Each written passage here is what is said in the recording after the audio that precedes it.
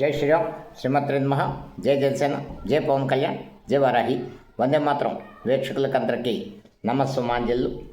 తెలంగాణ రాష్ట్ర ప్రజలందరికీ తెలంగాణ ఆవిర్భావ దినోత్సవ శుభాకాంక్షలు. గత 4 రోజుల ఒక టీవీ డిబేట్లో ప్రొఫెసర్ నాగేశ్వర గారు చేసిన ఆరోపణల దగ్గర నుండి నేటి వరకు జరిగిన విషయాలు మాట్లాడుకునే ముందు ఒక్కసారి తెలంగాణ ఏర్పడిన విధి విధానాలు మనం ఒకసారి చూసుకుంటే, తెలంగాణ ఏర్పాటు అన్నది దశాబ్దాల కాలం నాటి తెలంగాణ పోరాట యోధుల చిరకాల వాంఛ. అప్పటికే అంటే ఇప్పటికైతే 70 ఏళ్ళు దాటుంటాయి. 60 ఏళ్ళు బట్టి జరుగుతున్న ఎంతోమంది అసూలు బాసిన ఉద్యమం ప్రత్యేక తెలంగాణ ఉద్యమం. ఎవరు చరిత్ర కాదనలేని వాస్తవం. అయితే సరైన సమయంలో ఉద్యమం పతాక స్థాయికి వెళ్ళినప్పుడల్లా చల్లా చేసి శక్తులు ఆపిన సందర్భాలు గతంలో ఉండేవి. అయితే ఒక ఆంధ్రప్రదేశ్లో చంద్రబాబు నాయుడు గారు కేసీఆర్కి మంత్రి పదవి ఇవ్వకపోయేసరికి ఆయన సరైన టైంలో తెలంగాణ ఉద్యమాన్ని రైజ్ చేసుకున్నారు. ఆయన పార్టీ పెట్టి, టీఆర్ఎస్ పార్టీ పెట్టి తెలంగాణ ఉద్యమాన్ని పతాక స్థాయికి తీసుకెళ్ళి ఒక దశలో ఆయన ఆమరణ నిరాధ్యక్ష టైంలో విరమించిన సమయంలో అక్కడ స్థానిక విద్యార్థి సంఘాలు తీసి ఉద్యమాన్ని మేము కొనసాగిస్తాం, మీరు దీక్ష విరమించండి వాళ్ళు చేసి సాధించింది తెలంగాణ ఏ ఒక వ్యక్తో ఏ ఒక శక్తో వచ్చి చేసింది కాదు. యావత్ తెలంగాణ సమాజం ప్రత్యేక తెలంగాణ ఉద్యమంలో చేరి సాధించుకుంది. దీని పూర్వాపరాలకు వెళ్తే ఇక్కడ ఆంధ్ర నాయకులు కానీ ఆంధ్ర ప్రజలు కానీ చేసిన తప్పిదం ఏదైనా అంటే, ఒక ఉమ్మడి కుటుంబంలో 2 అన్నదమ్ముల మధ్య తగాద వచ్చినప్పుడు తమ్ముడు నేను విడిపోతా అంటే అన్నయ్య కలిసి ఉండాల్సిందే అని బలవంతం చేయకూడదు. విడిపోయే హక్కు తమ్ముడికి ఉంది. అప్పుడు ఈ అన్నదమ్ములు ఇద్దరు కూడా సరైన పెద్ద మనుషుల్లో ఆస్తి పంపకాలు సజావుగా చేసుకొని విడిపోవడం అది విధానం. ఇక్కడ తెలంగాణ ఆంధ్ర విషయంలో జరిగింది ఏంటంటే, అంత ఎలక్షన్ పాలిటిక్స్. రాహుల్ గాంధీని నెక్స్ట్ పీఎం చేసేది. ఆంధ్రాలో 0 అయిపోయినా సరే తెలంగాణలో ఓట్లతోటి సీట్లతోటి మనం ఇదైపోవాలి. ఇక్కడ ఆంధ్ర నాయకులు చేసిన తప్పు ఏంటంటే, విభజనకి మాకు ఇవి, మా ఆంధ్రప్రదేశ్కి న్యాయం చేయడం మాకు కావాల్సినవి ఇవి అని చెప్పకపోవడం. ఏ పార్టీ అయినా సరే ఒక సిపిఎం మినహాయించి అన్ని పార్టీలు ఇందులో దోషులే. ఆ రోజు ప్రజారాజ్యం పార్టీ లేదు, చిరంజీవి గారు కాంగ్రెస్లో ఉన్నారు, జనసేన పార్టీ లేదు. మిగిలిన పార్టీలు సిపిఎం ఒకటి డైరెక్ట్గా మేము వ్యతిరేకం అని స్పష్టంగా చెప్పే, కానీ మిగిలిన పార్టీలు 2 వైపులా అడుగులేసాయి. ఇక్కడ విభజన ఎంతసేపు మాకు కావాల్సింది అడగాల్సింది పోయి సమైక్యాంధ్ర అంటే ఉద్యమం జరుగుతున్న తెలంగాణలో నిర్ణయించి ఢిల్లీలో, మన ఆంధ్రాలో ఉద్యమం చేస్తే ఏమొస్తుంది?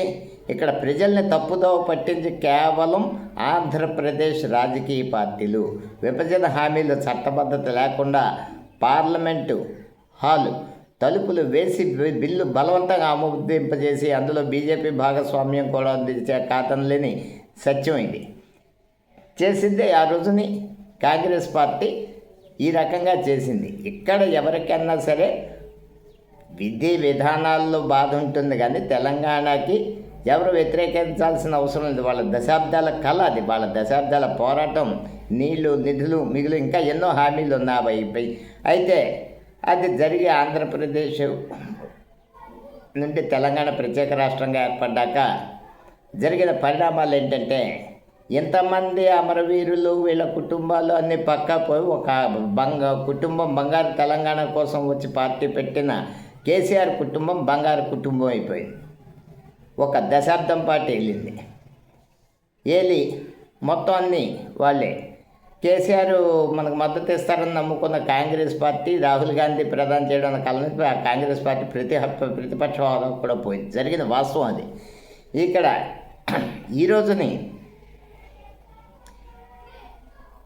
ఇప్పుడు ప్రజెంట్ సిచ్యువేషన్కి వస్తే, ప్రొఫెసర్ నాగేశ్వర్ అన్న వ్యక్తి పవన్ కళ్యాణ్ గారు, నారాయణ మనోహర్ గారు కలిసి అమిత్ షా గారి దగ్గర మాట్లాడిన మాట, మమ్మల్ని జగన్ని జైల్లో పెట్టేయండి అన్నమాట అక్కడి నుంచి మీకు అందరికీ తెలిసిందే అన్న విషయం మీద అమిత్ షా గారి దగ్గర వీళ్ళన్న మాటలు పోనీ ఈయన పక్క నుండి విన్నారా? ఈయనకి చెప్పిన వ్యక్తి ఎవరు? అది సరైన ఎవిడెన్స్లా మీరు ఇష్టం మీరు బురద వేస్తాం, మీరు కాళ్ళు కడుక్కొని మీరు తుడుచుకొని ఆడవండి అన్నట్టుగా ఆయన చేస్తే ఆయన మీద జన సైనికులు అందరూ రియాక్ట్ అయ్యారు, నాయకులు కానీ. రియాక్ట్ అయితే వచ్చింది తెలంగాణ. డేట్ ఆయన అన్నమాటకి సమాధానం చెప్తే తెలంగాణ అంటారా? పవన్ కళ్యాణ్ ఇలా అన్నాడు, అలా అన్నాడు. 11 రోజులు భోజనం చేయలేదు. మరి బాధ ఉంటుంది, చేస్తే చేయకపోవచ్చు, అదే నేరమేం కదే. దాని మీద ఇంకా పెయిడ్ ఆర్టిస్టులను పెట్టుకొని విలేకరులు అని చెప్పి ప్రెస్ మీట్ పెట్టి చిల్లర చెత్త మాటలు మాట్లాడితే నోరు మూసుకొని కూర్చుంటారా జన సైనికులు? వాళ్ళు ఆంధ్ర కానీ తెలంగాణ కానీ. ఇక అది పోయింది. భూ కబ్జా 10 ఎకరాల భూమి కొనుక్కున్నాడు. ఇప్పుడు ఎవరో నలుగురు దగ్గర ఈయన వెళ్ళి అక్కడ చెరువును ఆక్రమించుకొని ఈ డాక్యుమెంట్లు పుట్టిస్తే దాని కబ్జా అంటారు. నాకు తెలిసి ఎవరో వ్యక్తి అమ్మితే ఆయన దగ్గర కొనుక్కుంటే దాని భూ కబ్జా, దాని FTL జోను, బఫర్ జోను, ఈ జోన్, ఆ జోన్ అంటే మీకు అనుమానం ఉంటే హైడ్రాకి వేళ కంప్లైంట్ ఇస్తే వెంటనే ఎంక్వైరీ చేసి వెంటనే డిమాలిష్ చేస్తారు. అందులో ఎటువంటి ఇది లేదు. అది మానేసి అక్కడికి వెళ్ళి యజమాని లేనప్పుడు, ఓనర్ లేనప్పుడు ఆ భూమిలో ప్రవేశించి అదేలాగా ప్రశ్నించి వీడియోలు తీసి బెదిరిస్తే అది ట్రెస్పాస్ కింద చాలా పెద్ద క్రైమ్. ఇలా చిల్లరగాళ్ళు వచ్చేసి మీడియా ముసుగులో ఇంతకీ వీళ్ళు ఎవరన్నా జర్నలిజం చేసిన వాళ్ళ, చెందిన వాళ్ళ అంటే లేదు. ఇష్టానుసారం వీడియోలు చేసేయడం, పెట్టేయడం. ఇది భూ కబ్జాదారుడు పవన్ కళ్యాణ్ అనే వ్యక్తి తన తప్పు చేస్తే తల తీసుకెళ్ళిపోవడానికి కూడా ఆయన అంగీకరిస్తాడు. తెలుసుకోండి. ఇంకా ఎంతకాలం తిడుతూ ఉంటారు. ఇక్కడ ఏ పార్టీ అయినా సరే పవన్ కళ్యాణ్ గారిని ఎందుకు సమర్థించదంటే, ఈవెన్ మిత్రపక్షాలు కూడా ఎందుకు సమర్థించమంటే, ఆంధ్రప్రదేశ్ చరిత్రలో, భారతదేశ చరిత్రలో ఏ డిప్యూటీ సీఎం, ఏ మినిస్టర్, ఏ ఎమ్మెల్యే చేయని విధంగా ఓ 2 పిల్లలు, అయ్యా పవన్ కళ్యాణ్ గారు మాకు రోడ్డు లేదు అంటే పొద్దున్న చెప్తే సాయంత్రం రోడ్డు శాంక్షన్ అయిపోతుంది. 75 ఏళ్ళ బట్టి గిరిజన గ్రామాలకి లేని రోడ్లు ఈవేళ వచ్చాయి. ఎన్నో ఒక కార్యక్రమాలు పొద్దున్న అడిగితే సాయంత్రం వచ్చేస్తుంటే జనాలకు కావాల్సినవన్నీ మనం డైరెక్ట్గా మీరు చేసేస్తే పవన్ కళ్యాణ్ గారు మీరు బాగుండాలి, మీ పార్టీ బలంగా ఉండాలి, పక్క రాష్ట్రాల్లో కూడా పాకాలని ఏ రాజకీయ పార్టీ కోరుకోదు. ప్రజలకు మంచి చేస్తే మన అవసరం ప్రజలకు ఉండదనుకున్న మైండ్ సెట్ ప్రజలకు ఉంది. ఇంక ఇక్కడ ఒక్కొక్కళ్ళు ఏకపాత్రాభినయాలు చేసేస్తారు. మీడియా ముందుకు వచ్చి పొన్నం ప్రభాకర్, నువ్వేం పీక్కుంటే అక్కడ పీక్కో, డిప్యూటీ సీఎంగా ఏం పీక్కున్నాడో ప్రపంచం అంతా తెలుసు. ప్రభాకర్ గారు భాష ఒక మినీ క్యాబినెట్ ర్యాంక్లో ఉన్నారు. మీరు ఉండేది కాంగ్రెస్ పార్టీ, మీ మనసు అంతా బీఆర్ఎస్ పార్టీలో ఉంటుందని అందరూ అనుకుంటారు. మాకు తెలియదు సుమా. ఇంకా టీఆర్ఎస్ తెలంగాణ రక్షణ సమితి వీవిడ టీఆర్ఎస్లో ఉన్నన్నాళ్ళు వాటాల పంపకాలన్నీ సజావుగా సాగినన్నాళ్ళు లెక్కర్ స్కామ్ బయటకు వెళ్ళి జైలుకి వెళ్ళి వచ్చిన ఈవిడ అక్కడ వాటాలు తెక్క పార్టీలోంచి బయటకు వచ్చేసి తండ్రి ఒకడే మంచాడు, అన్నయ్య దుర్మార్గుడు, బావ దుర్మార్గుడు. ఇది ఈవిడ సరే మా వాళ్ళ కుటుంబ తగాదాలకి జనసేన పార్టీకి సంబంధం. ఈవిడొచ్చి పళ్ళు రాలగొడతా ఇది అని వ్యాఖ్యలు. పవన్ కళ్యాణ్ ఆంధ్రాలో తెలంగాణలో అడుగు పెట్టనేమో. ఇది క్రిమినల్స్ అందరూ వచ్చి ముద్దాయిలు, 6 నెలలు జైలుకి వచ్చిన ముద్దాయిలు, తర్వాత ఇతరత్ర క్రైమ్ అఫెన్స్లో ఉన్న వాళ్ళు వచ్చి తిడుతూ ఉంటే జీరో క్రైమ్, ఎటువంటి ఛార్జ్షీట్లు ఫైల్ అవ్వన వ్యక్తి తన సొంత సొమ్ము ప్రజలకి పంచిన భారతదేశంలో ఏకైక నాయకుడు పవన్ కళ్యాణ్ గారు నోరు మూసుకొని వినాలా?